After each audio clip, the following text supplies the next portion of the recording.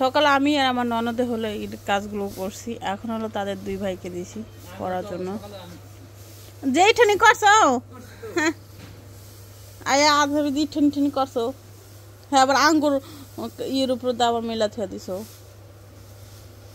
আর আবার কালকে মেলতে হবে, কালকে মেললে আবার পুরো ঝনঝনা হয়ে যাব শুকায়।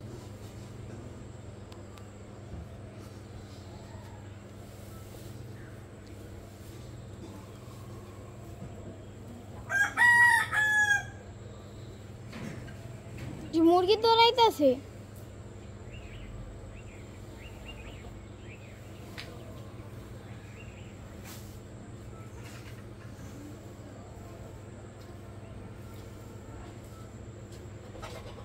কুকুরে মুরগি দৌড়াইতেছে। মুরগি তো রাখে সকাল সকাল। আসসালামু আলাইকুম, কেমন আছেন আপনারা সবাই? আশা করি সবাই খুব ভালো আছেন, আমরাও ভালো আছি। চলে আসলাম আরেকটা নিউ ব্লগ নিয়ে আপনাদের কাছে। তো অনেকেই জানতে চাইছেন মরুমিটা কিভাবে ঘটালো, এই ঘটনাটা কিভাবে ঘটছে। আর আমি মানে বাবু কি বললো, মানে বাবু কি বলছে আমি জানি না।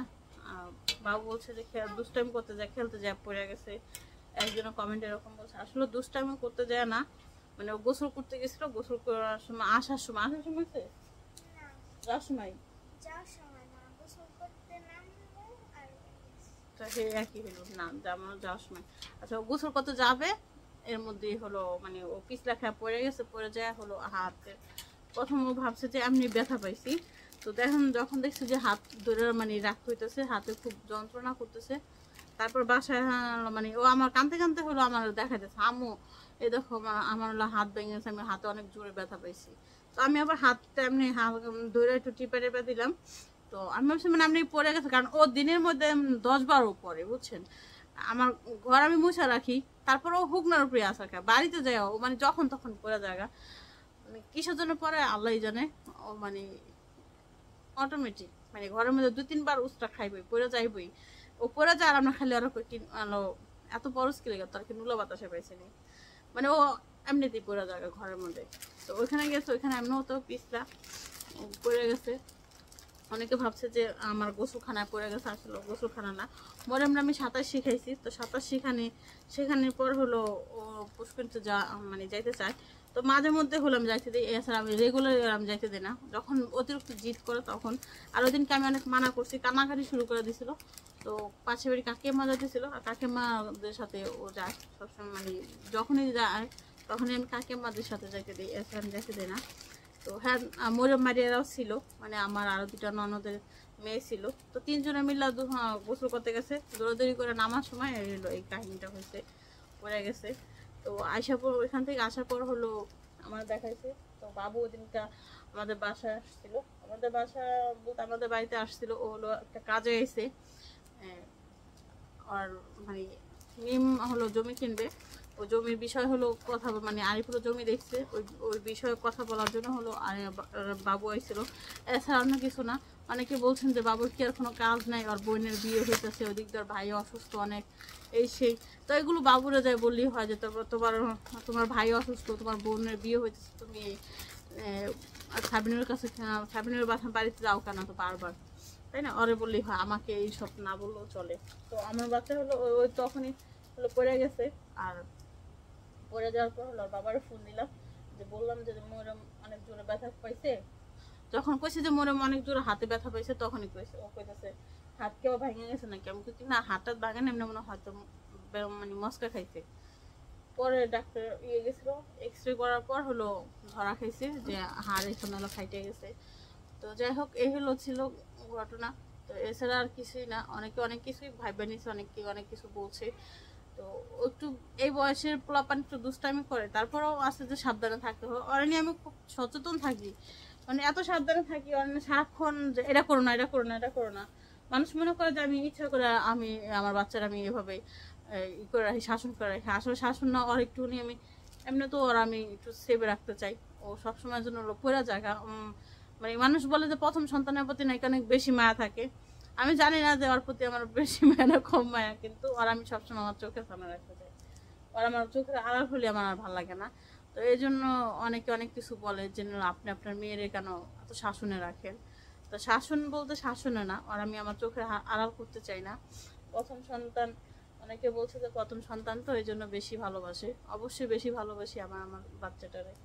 আমার দুটো বাচ্চাকে আমি বেশি ভালোবাসি, আমার নিজের চাইতেও বেশি ভালোবাসি আমার দুটো বাচ্চাকে। তো ডাক্তার বলছে যে ঠিক হয়ে যাবে। আপনারা দোয়া করবেন যেন এটা তাড়াতাড়ি সুস্থ হয়ে যায়, যেন তাড়াতাড়ি ঠিক হয়ে যেতে পারে। তো তুমি আন্টিদের কাছ থেকে দোয়া করে নাও, বলো আন্টি আমার জন্য দোয়া করবেন। অনেকেই তোমার নিয়ে অনেক টেনশনে ছিল।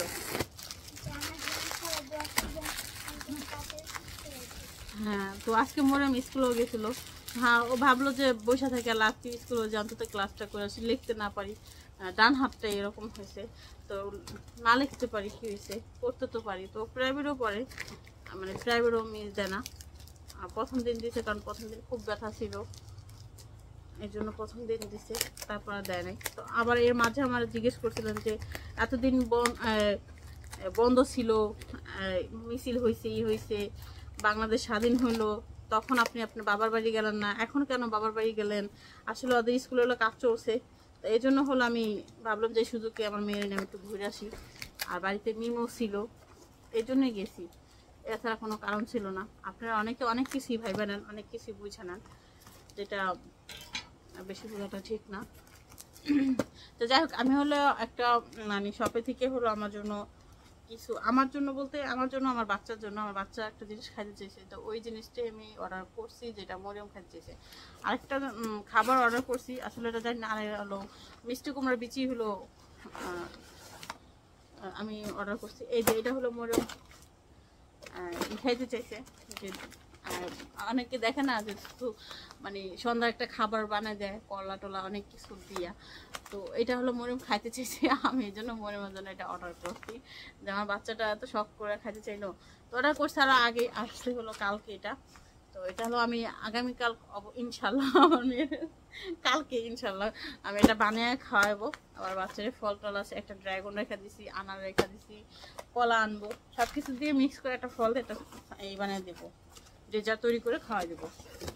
আর এটার অর্ডার করছি, এটা হলো রান্না করে খাইতে হয়, এটা হলো রান্না করে খাইতে হয় এই বিচিটা। এটা কিভাবে রান্না করে খাইতে হয় সেটাও আমি দেখাবো দেবো, যে আমি আগে টেস্ট করি, আমি এই জন্য অল্প অল্প অর্ডার করছি, যে আগে টেস্ট করি কেমন হয়, তারপরে যা করা করবো। আর এই হলো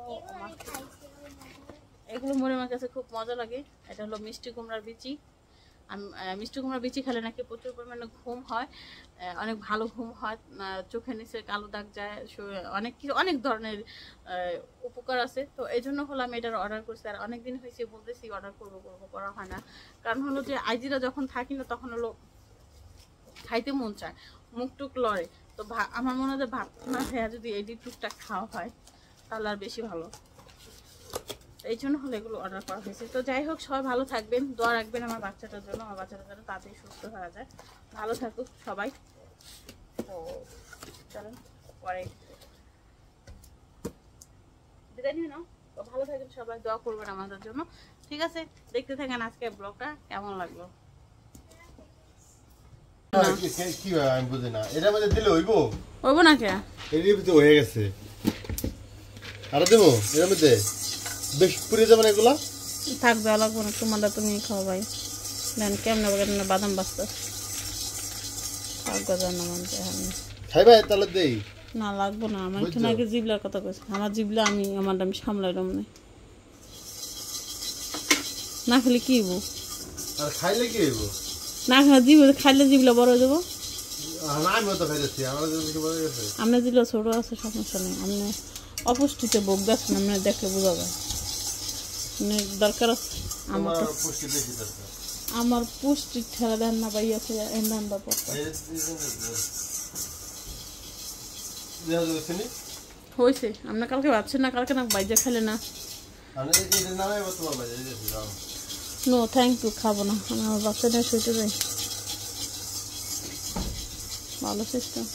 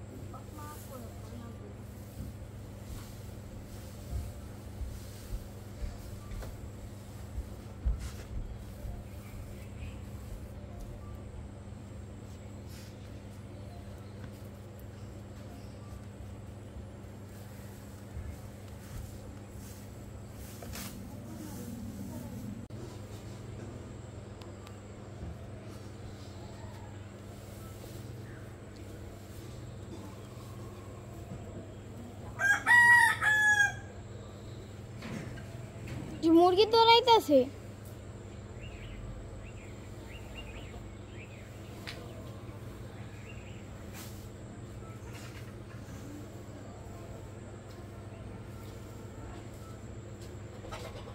কুকুরে মুরগি দৌড়াইতেছে। কে মুরগি তো রাখে সকাল সকাল দাও। কত কষ্ট করে মানে কত দূর থেকে যায় বনগুলো কাটে আনছে নিজে হাতে, আর বনের অবস্থা দেখেন কি হয়ে গেছে। আর তো আগুনে রয়েছে মনে হচ্ছে এই জায়গায় ভাত সিদ্ধ করা যাবে, প্রচুর পরিমাণে গরম হয়ে রয়েছে। কি অবস্থা, সবগুলো বন একরকম এরকম ছাদ করে পড়ে নষ্ট হয়ে গেল এই বৃষ্টির কারণে। আজকে রোদ উঠছে কিন্তু ঠিক তো বুঝো হেন্দা কত মেলা দিছি, ও উপরে ওরকম থাকলো হয়তো। আরে একই সে থাকবো না, রোদ্রে দেখেন আল্লাহ আল্লাহ করে আজকে রোদ থাকে না।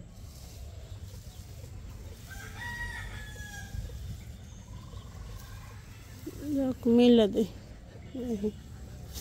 হ্যাঁ, আশা থাকলে এ মেলা লাগবো না। তো ভিজা কাপড় রয়েছে আর কতটি রয়েছে, এটি হলো কালকে যেটি ধুইছে না হেডি, আর কতটি রয়েছে হেডিরও তো মেলতে পর্যন্ত রশিদ তো নাই।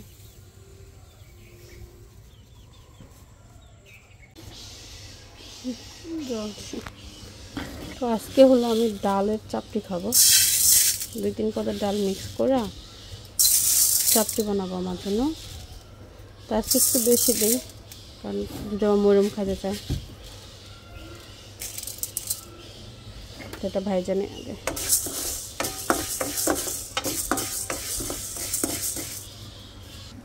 ডাল ভাজলে আলাদা একটা সুন্দর একটা গান হয় না?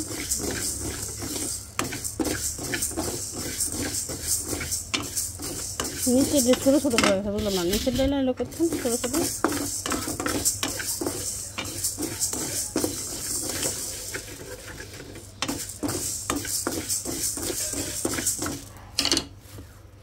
যাই হোক এটা অনেক ভাজা হয়েছে, আর ভাজা লাগবে না।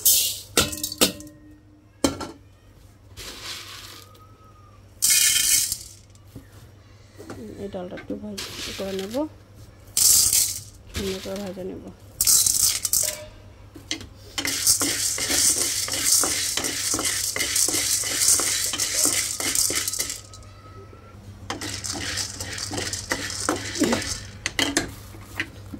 হয়ে গেছে,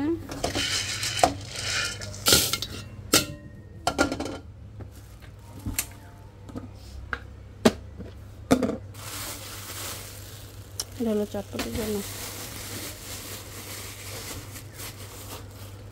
এটা হলো ভিজে তারপর হলো করতে হইব, আলাদা ভিজাতে হইব। এগুলো মুগ ডাল আমি ভাইজা রাখছি, মুগ ডাল আর আগেই মানে এর আগে মাছ দিয়ে রান্না করছিলাম তখন ভাজছিলাম।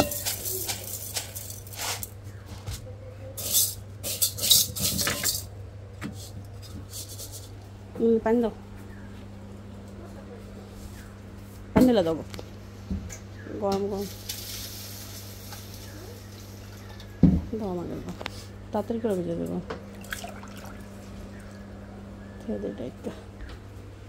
আর এই হলো দই বানিয়েছিলাম, এখন দইটা হলো ছাইকা নেব। দেখেন মানে দোকানের দইটা ছাইকা নিছি, আর আমার দুধটা অনেক জাল করছিলাম আমি যে দুধটা কিনে আনছি, তারপরও পানি উঠে গেছে। যাই হোক কিন্তু এমনি ভালোই হয়েছে, ই করতে হইব, থাকতে হইব। এটা দিয়ে দেয় এবার ব্লেন্ডার করলেই হয়ে যাবে। তো এটা ভিজুক, এটা এখন না একদম সন্ধ্যার সময় তখন ব্লেন্ডার করে তারপরে হলো চাপটি বানাবো, এর আগে করব না। হ্যাঁ ব্লেন্ড করবো, ব্লেন্ডার আছে। এই মাছটা অনেক বড় একটা মাছ ছিল, আমাদের দিক থেকে কিনে আনা হয়েছিল, তারপর ওই মাছটা কাইটা নিলাম না, আমি কাইটা নিয়ে নেই, নিচে হলো আমার ননদে মাছটা কাইটে নিয়েছে। ভাবলাম যে মাছটা কাইটে আপনাদের কাছে শেয়ার করবো, কত বড় মাছটা, কি সুন্দর। তো দেখি সেই কাইটা কুইটা নিয়ে রেডি করে রেখে দেওয়া গেছে লবণ টবণ মাখায়। তো আমি এখন হলুদ মাখায় এটা হলো ভাইজা ভুনা করে দেবো। মানুষ যেরকম আমরা ওরকম করি, হলো পিস করার চেষ্টা করছি। এখানে করলা ভাজি করতেছি, অনেকদিন পর করতেছি, যদিও হলো করলা ভাজি খাওয়া হয় না, তো অত বেশি পছন্দ করে না, তো খাওয়া হয় না। তো আজকে একটু গরম, তো ডাল রান্না করছিলাম সকাল সকালে, ডাল ভাত মাছ ভাজি ডিম ভাজি এগুলো দিয়ে সকালে খেয়ে নিচ্ছে। তো এখন দুপুরে রান্না শেষ করতেছি। দুপুরে রান্না করলা ভাজি আছে, এখানে মাছ আছে, মাছটা ভাজে ভুনা করে দেবো। এই হলো আজকে রান্না। কইতে পারো না বাতাসে এত জোরে মনে হচ্ছে কেউ গেল বাইরে। দেখছি কাদা, এক পিস বড় হয়েছে এক পিস ছোট হয়েছে, দেখুন।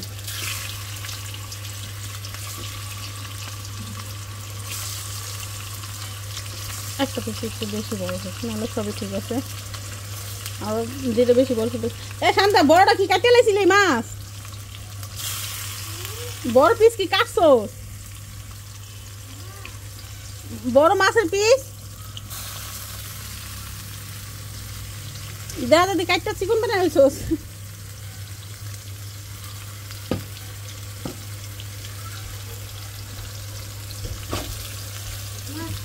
বড়টা কি কাটছো?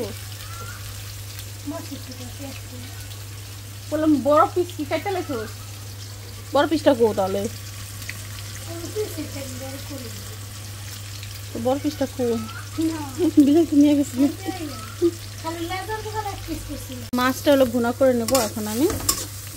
পেঁয়াজ দিয়ে দিলাম। এখানে আছে হলো মাছ ভাজা, একটু কড়া করে ভাজলাম, একটু হালকা হালকা যদি কাঁচা থাকে তাহলে আবার চিলে উঠবো, তার সাথে ভালো একটু কড়া করে ভাজলাম। আমার ইলিশ মাছ একদম টাটকা যে ইলিশটা সেটা আমার না ভাজিয়ে রান্না করলে আমার কাছে বেশি ভালো লাগে। কিন্তু এটা খাওয়ার পর যে কোনো গ্লাসটা পানি খেলে ওই গ্লাসে দ্বিতীয়বার কেউ পানি খেতে পারে না, মানে এত গন্ধ হয়ে থাকে। তো এই জন্য খাইতে মন চায় না। ইলিশ মাছ ভাজিয়ে রান্না করি, যাই হোক ভাজিয়ে রান্না করলে কাঁচা কাঁচা যে একটা ফ্লেভার আছে ওইটা থাকে না, খাইতে ভালোই লাগে। হলুদ দিয়ে দিচ্ছি,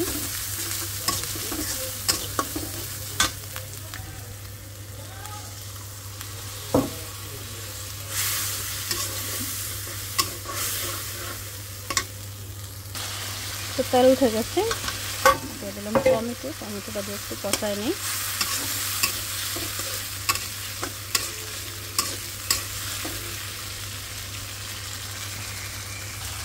তো ডিম ভাজি নাই, ডিমটা কষায় নেই।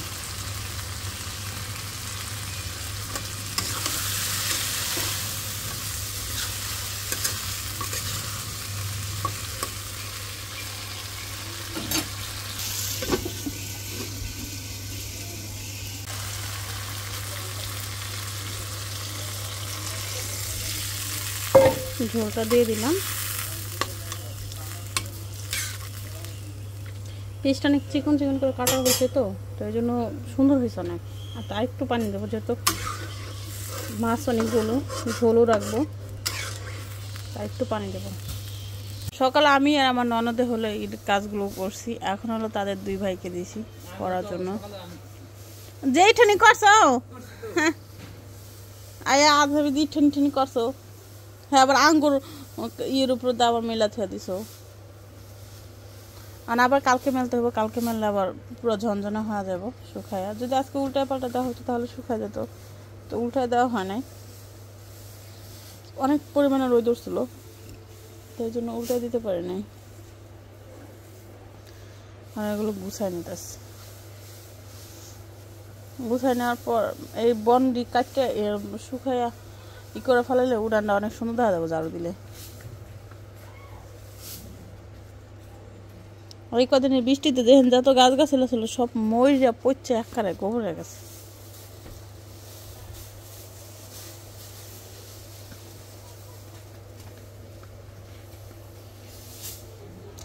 আর এগুলো মেলা যে জায়গায় কুকুরে লাই একেবারে উলট পালট খাইয়া কি সুন্দর, কি মজা করলো। কি করছে বন্ডিরে?